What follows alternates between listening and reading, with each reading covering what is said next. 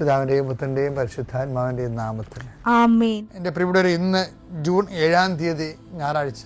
അമ്മേ പരിശുദ്ധ അമ്മേ, അമ്മേ പരിശുദ്ധമേ, ദൈവമാതാവേ, കൃപാസനത്തിലൂടെ ഞങ്ങൾക്കും ഞങ്ങളുടെ ദേശത്തിനും അമ്മ മധ്യസ്ഥം തേടി തന്ന എല്ലാ അനുഗ്രഹങ്ങൾക്കും കൃപകൾക്കും ഞങ്ങളിപ്പോൾ ഹൃദയം നിറഞ്ഞ നന്ദി പറയുന്നു.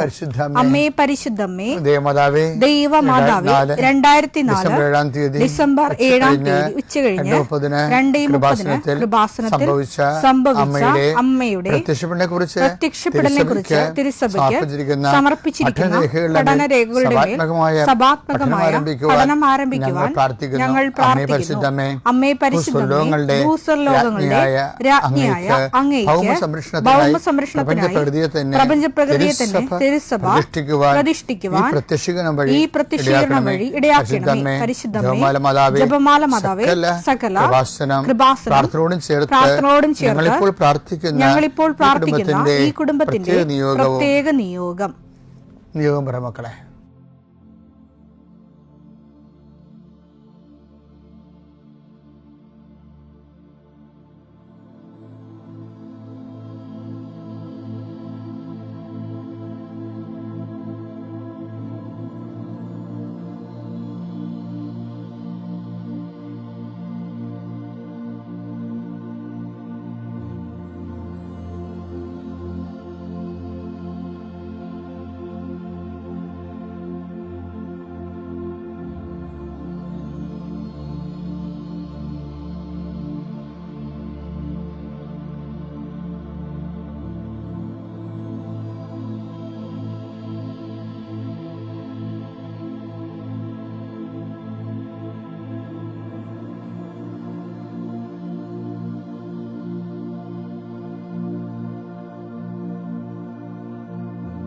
അമ്മയുടെ പ്രത്യക്ഷീകരണത്തിന്റെ ഈ അനുഗ്രഹവേളയിൽ ഞങ്ങൾക്ക് സാധിച്ചു തരുവാൻ കനിയണമേ.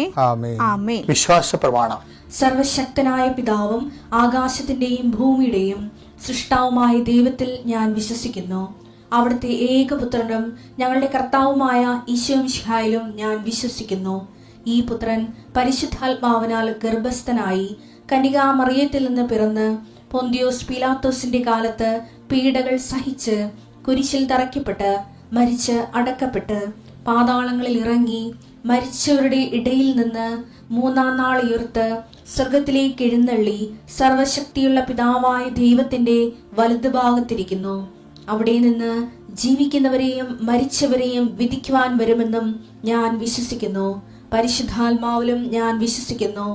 വിശുദ്ധ കത്തോലിക്കാ സഭയിലും പുണ്യവാന്മാരുടെ ഐക്യത്തിലും പാപങ്ങളുടെ മോചനത്തിലും ശരീരത്തിന്റെ ഉയർപ്പിലും നിത്യമായ ജീവിതത്തിലും ഞാൻ വിശ്വസിക്കുന്നു. ആമേൻ. സുഖസ്ഥനായ ഞങ്ങളുടെ പിതാവേ, അങ്ങയുടെ നാമം പൂജിതമാകണമേ. അങ്ങയുടെ രാജ്യം വരണമേ. അങ്ങയുടെ തിരുമനസ് സ്വർഗത്തിലെ പോലെ ഭൂമിയിലും ആകണമേ. അന്നു വേണ്ടുന്ന ആഹാരം ഇന്ന് ഞങ്ങൾക്ക് തരണമേ. ഞങ്ങളോട് തെറ്റ് ചെയ്യുന്നവരോട് ഞങ്ങൾ ക്ഷമിക്കുന്നത് പോലെ ഞങ്ങളുടെ തെറ്റുകൾ ഞങ്ങളോടും ക്ഷമിക്കണമേ. ഞങ്ങളെ പ്രലോഭനത്തിൽ ഉൾപ്പെടുത്തരുതേ, തിന്മയിൽ ഞങ്ങൾ രക്ഷിക്കണമേ. ആമേൻ. നന്മ നിറഞ്ഞ മറിയമേ, സ്വസ്തി. കർത്താവ് അങ്ങയുടെ കൂടെ സ്ത്രീകളിൽ അങ്ങ് അനുഗ്രഹിക്കപ്പെട്ടവളാകുന്നു. അങ്ങയുടെ ഉദരത്തിൻ ഫലമായി ഈശോ അനുഗ്രഹിക്കപ്പെട്ടവനാകുന്നു. പരിശുദ്ധ മറിയമേ, തമ്പുരാന്റെ അമ്മേ, പാപികളായ ഞങ്ങൾക്ക് വേണ്ടി ഇപ്പോഴും ഞങ്ങളുടെ മരണസമയത്തും തമ്പുരാനോട് അപേക്ഷിക്കണമേ. ആമേൻ. കർത്താവേ, നിന്റെ ഉന്നതമായ നാമത്തിന് സ്തോത്രം ചെയ്യുന്നു.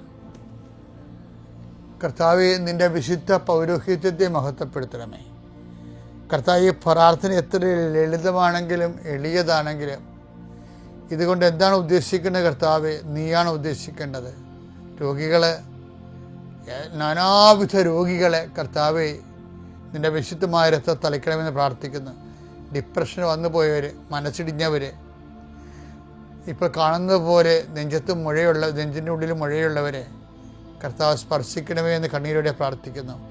ഉടലിൽ നിന്ന് വെള്ളം വന്നുകൊണ്ടിരിക്കുന്നവരെ കർത്താവ് സുഖപ്പെടുത്തുന്നുണ്ട്. കർത്താവ്, അടിവയറ്റിലെ വേദനകളും മുഴുവൻ എല്ലാത്തരം അസ്വസ്ഥതകൾ, ഭാരങ്ങൾ, എന്തോ കെട്ടിയിരിക്കണ പോലെ തോന്നുന്ന അവസ്ഥകൾ കർത്താവിൻ്റെ നാമത്തിൽ സൗഖ്യമാകട്ടെ എന്ന് ഈശോനാമത്തിൽ പ്രാർത്ഥിക്കുന്നു. കർത്താവെ, ഇന്ന് ജോലി അന്വേഷിച്ച് പോകുന്നവരെ കർത്താവ് ഓപ്പറേഷന് വേണ്ടി ഒരുങ്ങിക്കൊണ്ടിരിക്കുന്നവരെ, ഓപ്പറേഷൻ 2.5 മണിക്കൂർ ഉണ്ടാകുമെന്ന് കേട്ടപ്പോഴൊരു പ്രയാസം നേടുന്നവരെ, അതിനെക്കുറിച്ച് ഭയങ്ങൾ തോന്നുന്നവരെ, എല്ലാ ഓപ്പറേഷനുകളെയും കർത്താവിൻ്റെ നാമത്തിൽ ഞാൻ ആശീർവദിക്കുന്നു. കർത്താവ് പ്രസവത്തിലെ കുഞ്ഞിന് വെയിറ്റ് കൂടുതലാണ്, സിസേറിയൻ വേണമെന്ന് പറഞ്ഞപ്പോൾ അങ്ങനെ പറഞ്ഞിരിക്കുന്നവർ, അങ്ങനെ ഓരോരോ വിഷയത്തിൽ പ്രസവ സംബന്ധമായ വിഷയങ്ങളിൽ വിഷമിക്കുന്നവരും വേദനിക്കുകയും വീർമുട്ടുകയും ചെയ്യുന്നവരുടെ എല്ലാ ഭാരങ്ങളും മാറി മാതാവ് പ്രസവത്തിൻ്റെ ഓപ്പറേഷൻ്റെ ടൈമിൽ അല്ലെങ്കിൽ പ്രസവത്തിൻ്റെ സമയം നിൻ്റെ കൂടെ കൈ പിടിച്ചുകൊണ്ട് പരിശുദ്ധ അമ്മയെ നിന്നെ ഏൽപ്പിക്കുന്നു. പിതാവും പുത്രനും പരിശുദ്ധാത്മാവായ സർവ്വേശ്വര എന്നേക്കും ആമേൻ. എൻ്റെ പ്രിയപ്പെട്ടവരെ, നമ്മൾ ഈ പാറ പൊട്ടിക്കണ തിരി വെക്കത്തില്ലേ? ഇപ്പം വേറെ എന്ത് സാധനം കണ്ടുപിടിച്ചിട്ടുണ്ട്. നേരത്തെ തിരിയാണ് വെക്കണത്. തിരി വെച്ചിട്ട് ഒരുത്തൻ തീ കൊടുത്തിട്ട് ഓടിക്കളയും. അപ്പം തിരി വെടിമരുന്ന് എവിടെയെല്ലാം വെച്ചിട്ടുണ്ട്, പാറ തുരന്ന് അതെല്ലാം പൊട്ടിപ്പിളർന്ന് വലിയ പൂങ്കാരത്തോട് ഭൂമി കുലുങ്ങി ആ പ്രദേശം മുഴുവൻ. അതുകൊണ്ടാണ് ഈ ആൾക്കാർക്ക് ചിലർക്ക് പാറമടയ്ക്ക് ലൈസൻസ് കിട്ടുമെന്ന് പറയുമ്പോൾ ചില വീട്ടുകാർ കേസിന് പോണതാണ്. ഇപ്പം അതിനേക്കാളൊക്കെ വളരെ സോഫ്റ്റായിട്ടുള്ള കുറേ മാർഗം കണ്ടുപിടിച്ചിട്ടുണ്ട്. ഞാൻ ചില സ്ഥലത്ത് ഓർക്കുകയെ, ഈ ഉടമ്പടി എന്ന് പറയുന്ന ഒരു ഉടമ്പടിക്ക് ശരിക്കും ഈ തിരി വെച്ചതും ഉടമ്പടിക്ക് മരുന്ന് വെച്ച് തീ വെച്ചതും ആദ്യം പത്രോസാണ്. പത്രോസ് കർത്താവിനോട് ചോദിച്ചു, ഉടമ്പടി ജീവിതം ഇങ്ങനെയാണെങ്കിൽ ഉടമ്പടി ചെയ്യാതിരിക്കണമല്ലേ നല്ലതെന്ന്. അങ്ങനെ ചോദിച്ചില്ല, ഉടമ്പടി ജീവിതം ഇങ്ങനെയാണെങ്കിൽ ഉടമ്പടി ചെയ്യാതിരിക്കണമല്ലേ നല്ലതെന്ന് ചോദിച്ചു. അങ്ങനെ ചോദിച്ചില്ല. പക്ഷേ അതിന് വേറെ ഒരു കാര്യമാണ് ചോദിച്ചത് പത്രോസ്. എന്നാ ചോദിച്ചത്? മത്തായി 19:10 പറഞ്ഞെടുത്തേ. ശിഷ്യന്മാർ അവനോട് പറഞ്ഞു, ഭാര്യ ഭർത്തൃബന്ധം, ഉടമ്പടിയാണല്ലോ വിവാഹം, ഭാര്യ ഭർത്തൃബന്ധം ഇത്തരത്തിലുള്ളതെങ്കിൽ വിവാഹം ചെയ്യാതിരിക്കുന്നതാണല്ലോ ഭേദം. അതാണ് ചോദിക്കുന്നത്. ഉടമ്പടി ജീവിതം ഇങ്ങനെയാണെങ്കിൽ ഉടമ്പടി, ചിലരൊക്കെ പറയത്തില്ല ഉടമ്പടി എടുക്കാതിരിക്കുന്നതല്ല ഭേദമെന്ന്. എൻ്റെ മക്കളെ, അത് ഭേദമല്ല. ശരിക്കും ഈ കാലഘട്ടങ്ങളിൽ ഞാൻ ചില സമയത്ത് ഓർക്കുക, ചില ആൾക്കാരെ 55 വയസ്സുള്ള ആൾക്കാരൊക്കെ സാക്ഷ്യം പറയുമ്പോഴേ അവരിത്രയും നാൾ ക്രിസ്ത്യൻസായിട്ട് ജീവിച്ചതല്ലേ. ചിലർ 60 വയസ്സുള്ള ആൾക്കാർ വന്ന് സാക്ഷ്യം പറയും. അപ്പോൾ അവർ ഞെട്ടിത്തരിച്ചാണ് പറയണത്. 60 കൊല്ലം ജീവിച്ചിട്ട് കിട്ടാത്ത അനുഭവമാണ് വെറും 6 ദിവസം കൊണ്ട് കിട്ടുന്നത്. അതാണ് ഉടമ്പടി ഇപ്പോഴും ഇന്ന് നല്ല മഴയാണ് ഇവിടെയൊക്കെ. പക്ഷേ ഉടമ്പടി നിറച്ച ആളാണ് കൃപാസനത്തിൽ സാക്ഷ്യം പറയാനും ഉടമ്പടി പുതുക്കാനും ഇതായിട്ട് ഉടമ്പടി എടുക്കാനും ഒക്കെ ആളാണ്. അപ്പം എന്താ പ്രശ്നം വെച്ച് കഴിഞ്ഞാൽ, ജനങ്ങൾക്കിപ്പോൾ ഇതിൻ്റെ ഉടമ്പടി ജീവിതത്തെക്കുറിച്ചൊരു പണ്ട് ഒരു ഐഡിയ ഇല്ലായിരുന്നു. പക്ഷേ ഇപ്പോൾ ഉടമ്പടി എന്താണ്, ഉടമ്പടി ഒരു ജീവിത രീതിയാണെന്ന് ആൾക്കാർക്ക് മനസ്സിലായി. അത് കാരണം ആൾക്കാർ ശരിക്കും പുതുക്കുന്നുണ്ട്.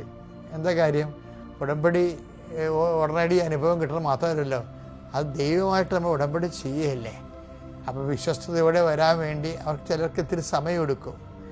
അപ്പോഴേ കർത്താവ്, പക്ഷേ നമ്മൾ പരിശ്രമിക്കുന്നുണ്ടെന്ന് ദൈവത്തിന് തോന്നിയ ഉടമ്പടി സിമ്പിളാണ്.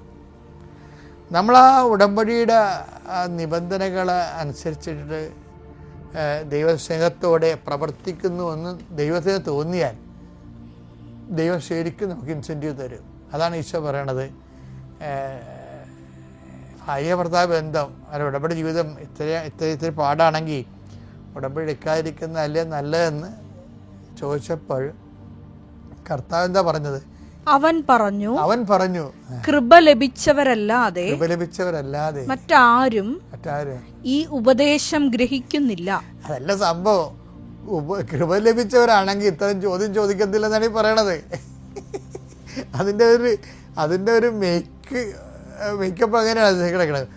ഇത് ഉടമ്പടിക്ക് കൃപ ലഭിച്ചവർക്ക് ഇതൊന്നും പ്രശ്നമല്ല. കൃപ ലഭിക്കാത്തവരാണ്.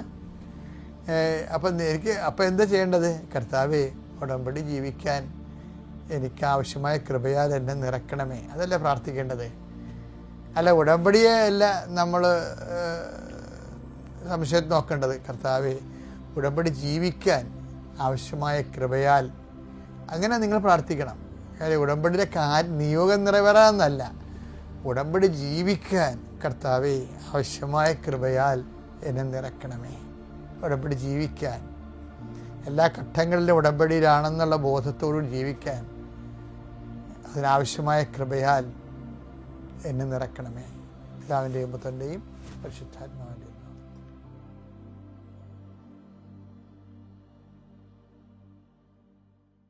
അത്യപൂർവ ദൈവാനുഭവങ്ങൾ ഇനി നിങ്ങൾക്കും സ്വന്തം. ഈ യൂട്യൂബ് ചാനൽ ഇതുവരെ സബ്സ്ക്രൈബ് ചെയ്തിട്ടില്ലെങ്കിൽ ഇപ്പോൾ തന്നെ സബ്സ്ക്രൈബ് ചെയ്യുക. ഈ വീഡിയോ ഇപ്പോൾ തന്നെ നിങ്ങളുടെ സുഹൃത്തുക്കൾക്ക് ഷെയർ ചെയ്തുകൊണ്ട് കർത്താവിന്റെ പ്രേക്ഷിതരാകുക.